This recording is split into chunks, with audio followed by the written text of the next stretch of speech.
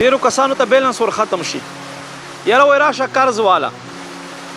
نو قرض به مخکې 20 روپۍ و بیا به 25 کټ کولې اوس غالبا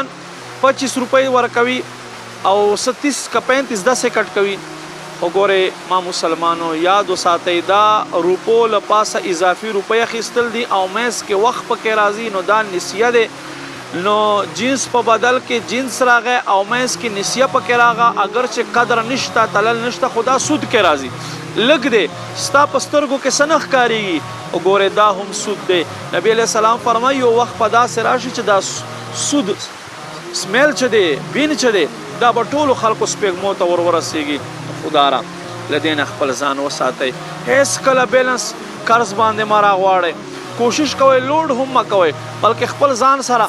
یو اپ ساتئ هغې په ذریعه سره یا ځان ته کارډ الئ داسې نه چې مونږ عبادتونه هم کوو او دې خوا مونږ داسې وړو معاملاتو په وجه سره مونږ له جنت نه پاته سو یا مونږ وړو معاملاتو په وجه سره جهنم حقداري وګرځېږو کوشش کوئ ویډیو مخکې د سره شیر کړئ چې زما مسلمانو ته ورسېږي شکریه